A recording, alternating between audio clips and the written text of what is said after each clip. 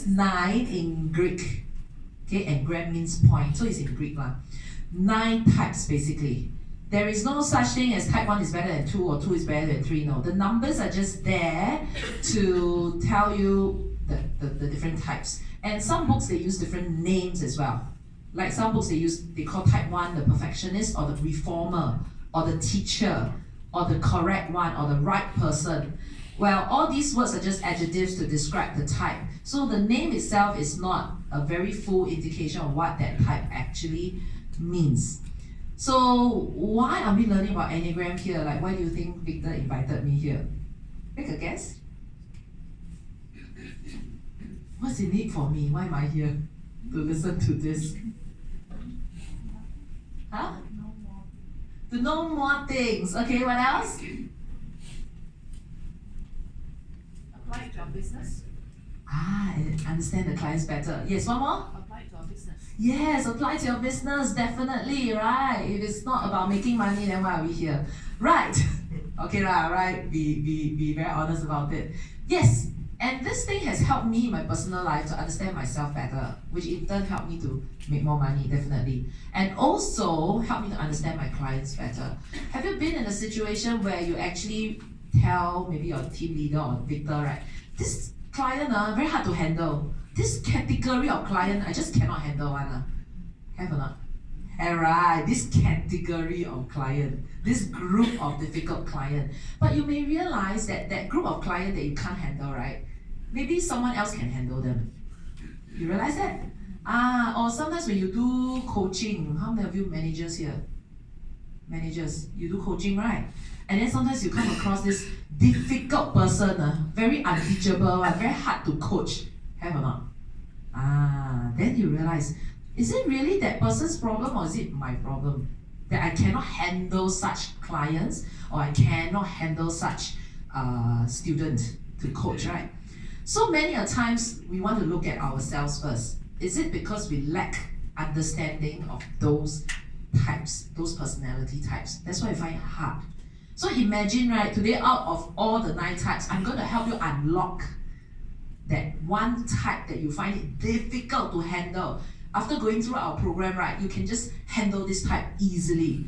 Do you think this is going to be an increase in your sales by at least 20%? At least, it's at least 20%. So, I want to unlock that type for you. The difficult type that you think, wow, impossible to close, very hard to coach. Yeah, we're going to help you do that. Okay, so a bit of background what we do. Relationship Studio, we are interested in personal and workplace relationship. Basically, we believe that your personality blind spot is going to translate to your leadership blind spots and relationship blind spots. Okay? So you do realize, how many of you married here? A show of hands. Married? Yes, right? Quite a bit. And you do realize, when you're single, right, all this issue didn't occur, right? When you start to get into a relationship and you start getting married, all the issues just happen, or just pop up, because all these are what we call blind spots. We didn't deal with them, or we don't see a need to deal with them when we don't deal with another partner. Or when the children are not around, those issues just doesn't arise. But when we move up in terms of responsibilities in life, we realize that it is really a test of our personality mastery. We call it mastery. So we do that for parenting and relationship and workplace. So understanding your clients is one thing, team building is one thing, people management and leadership is one thing that we do. Okay, very long intro, but all you need to remember is my background is in business and psychology. So it's a very good fit because everything we do is about understanding the psychology of people, and at the end of the day, it's also about making money. So psychology and business. Okay, all the clients that we have worked with, yeah, and it's still growing, and we're expanding to Malaysia as well. Okay, wrote 2 books, been on radios before to talk about how to handle millennials, how to use different personality types, the Enneagram to in terms of workplace, conflict, how to handle that, and also love and relationship, because our sister company is a dating agency also. Makes sense, right? After you understand about your personality and all that, and then we match. So yes, so I want to share with you why this profile makes it so interesting when we work with insurance companies. Yeah, you remember you always have those kind of talks for client appreciation, right? And then you realize love, health, and wealth. Many a times you only talk a lot about health and wealth. Love is sometimes neglected. So that's where we come in, because we talk a lot about love and relationship, and we come in from the personality angle. Okay? And that's a really good program for lead generation. So I'm going to talk about that later. We have also been featured in a lot of magazines. One of the really good feature is 8 Days last year, August. So the first question they asked me already, why should people trust Enneagram over other tests like Myers-Briggs? Oh, then put me in a very difficult position. You know, because some people I know around me are certified MBTI trainers. So I'm going to bash them by answering this. But okay, I have to tell the truth, right? So this is the reason. Remember this tree. A lot of personality profiling, they explain the personality traits. Everyone say personality traits. Okay, say one more time. Personality traits. Okay? Personality traits change from time to time. Right now, when you're with a certain group of people, you tend to be more D. You know, sometimes you go back and you deal with the children, no need to be so D. So it keeps changing from time to time.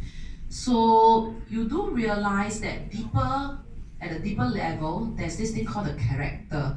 And sometimes personality and character has been used interchangeably. Actually, they are not the same thing. Okay? Character is 人格, right? Personality is 性格. So two things are different. Character has got this notion of black and white, right and wrong. Personality traits got no black or white, right and wrong. Right? There's nothing wrong about being introvert. And there's nothing wrong about being extrovert. Right? There's nothing wrong about being competitive, or there's nothing wrong about being easily contented. So it's just the personality traits. Okay, but what governs all that is this very chim word called ego structure. Anyone here study psychology? Psychology background?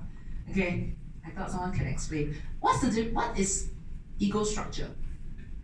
Ego structure is basically the worldview, your defense mechanism, the reason behind why you do all the things you do. So many profiling tests, they only tell you what you are like. But do they tell you why you are like that? The why. No, right? They just say you tend to be a thinker, you tend to be quite dominant, you are quite competitive, you can be quite conscientious, you are quite critical. That's it, right?